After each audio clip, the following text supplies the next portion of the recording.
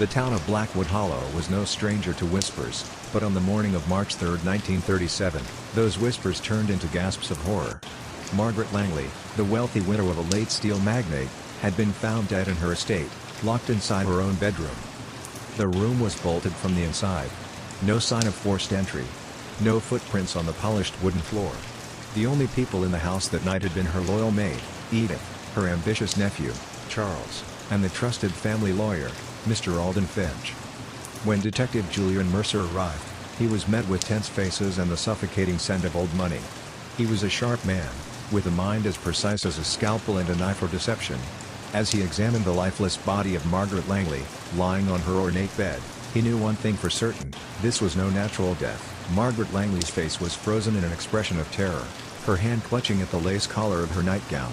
On the bedside table, a glass of brandy sat untouched. The air smelled faintly of perfume and something else, something bitter. Detective Mercer turned to the maid, Edith, a frail woman in her 60s, wringing her hands nervously. "You were the last person to see Mrs. Langley alive?" he asked. Edith nodded. "Yes, sir. I brought her tea at 9 o'clock last night, as I always do. She was in good spirits, talking about how spring was finally coming. She locked the door after I left." "Who had a key to the room?" Mercer asked. "No one, sir. She never allowed it. Said she didn't want anyone disturbing her sleep. The only way in or out was through that door, or the window, but..." Edith trailed off, glancing at the large bay window. It was still locked from the inside. Mercer frowned. A locked room mystery. Impossible to enter. Impossible to leave. Yet someone had done both. Mercer moved to the window, running his fingers along the latch. Still secured. The heavy curtains fluttered slightly from a draft, but the glass itself was spotless, no sign of forced entry. He turned back to the body. No wounds. No signs of struggle. The only oddity was Margaret Langley's hand clutching at her throat, as if she had been gasping for air. Poison. Mercer's mind raced. But how? The brandy on the nightstand was untouched. The tea Edith brought was long gone, and the teapot in the kitchen was clean. If she was poisoned, then the method was something far more subtle. He turned to the remaining household members. Charles Langley, the nephew, a tall, broad-shouldered man in his early 40s, with the air of someone who had been waiting for his inheritance a little too long. Then there was Alden Finch, the lawyer, thin, spectacled, always carrying an air of quiet calculation. "Tell me, Mr. Finch," Mercer said, watching the man's reaction. "Was Mrs. Langley planning to change her will?" Finch hesitated. She had been considering adjustments, but nothing was final. Mercer glanced at Charles. The nephew was staring at the lifeless form of his aunt, his jaw tight. "And you, Mr. Langley? Were you aware of any changes?" Charles exhaled sharply. "She was going to cut me out, wasn't she?" His voice was sharp, bitter. "My aunt had grown suspicious of people lately. She thought someone was trying to manipulate her." Mercer's eyes narrowed. Suspicious of whom? And more importantly, was she right? Mercer paced the room, his mind turning over the facts. If Margaret Langley had suspected someone of manipulation, she must have told someone. He turned back to Edith. "Did Mrs. Langley confide in you?" The old maid hesitated, wringing her hands. She had been acting strange these past few weeks. Kept saying someone was watching her, even inside the house. She had nightmares. Edith swallowed. "She told me she didn't trust Mr. Finch anymore." The lawyer stiffened. "That's absurd," Finch said, adjusting his glasses. "Margaret was becoming paranoid. She imagined things that weren't there." Mercer studied him. Imagined? Or saw something she wasn't supposed to? Finch folded his arms. "Detective, I am an officer of the court. My integrity is..." "Spare me," Mercer interrupted. "Mrs. Langley had every reason to be paranoid. She was about to cut someone out of her will. Maybe they found out. Maybe they decided they couldn't let that happen." Charles, still standing stiffly by the fireplace, scoffed. "You think I did it?" "I think you had motive," Mercer said coolly. "But what I don't understand yet is the method. How did the poison reach her?" Edith suddenly gasped. "The letter." Mercer's head snapped toward her. "What letter?" "Last night," Edith whispered. "Before bed, she received a sealed envelope. She opened it alone in her room." Mercer turned back to the body. The letter was nowhere in sight. Had the killer taken it? Or had it been destroyed? One thing was certain now, Margaret Langley hadn't just been poisoned. She had been tricked.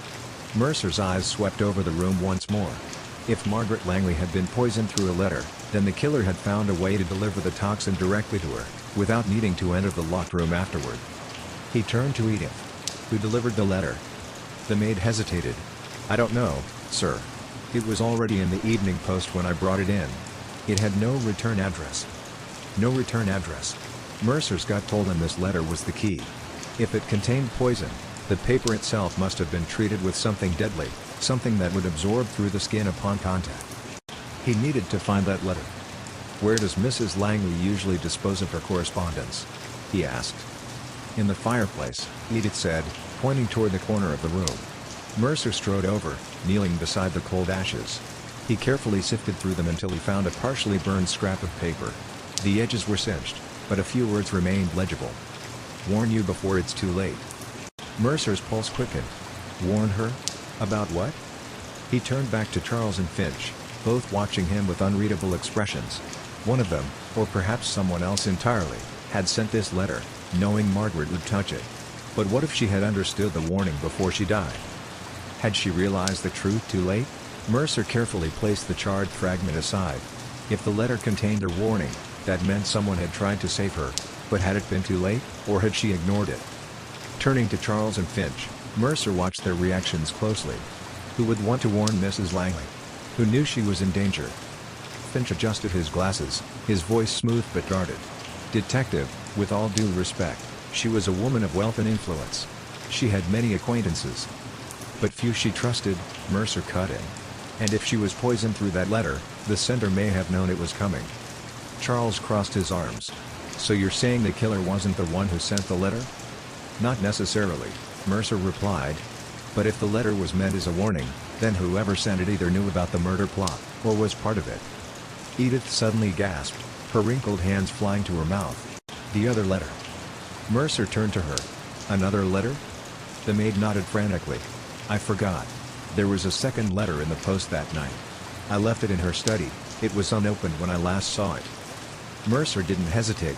He strode out of the bedroom, down the dimly lit hallway, and into Margaret Langley's grand study. The massive mahogany desk was as pristine as the rest of the house, except for a single envelope resting in the center. It was still sealed. Mercer lifted the envelope carefully, studying its plain exterior. No return address. Just like the poisoned letter.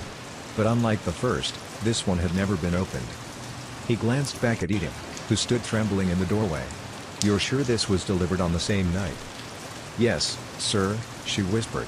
I meant to bring it to her before bed, but I forgot. I only remembered it when you mentioned the first letter." Mercer exhaled slowly.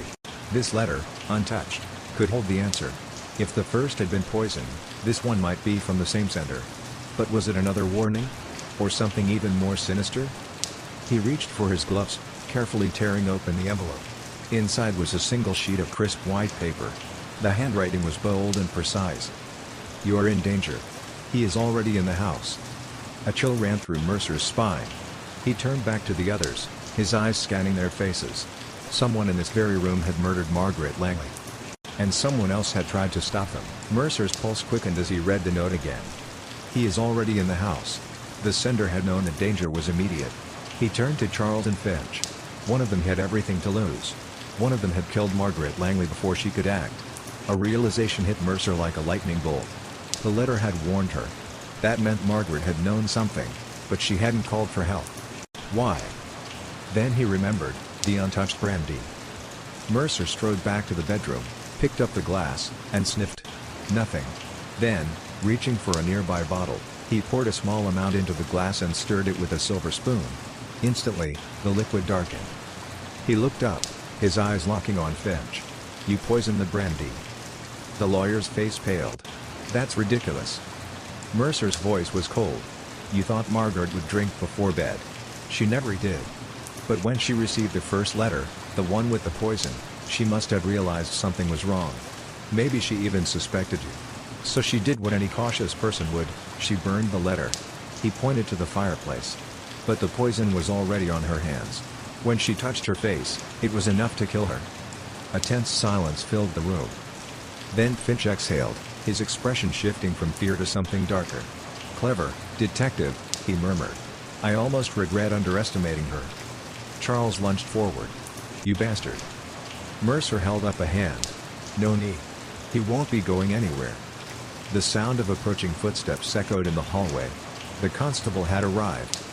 As they took Finch away, Mercer looked at the note one last time.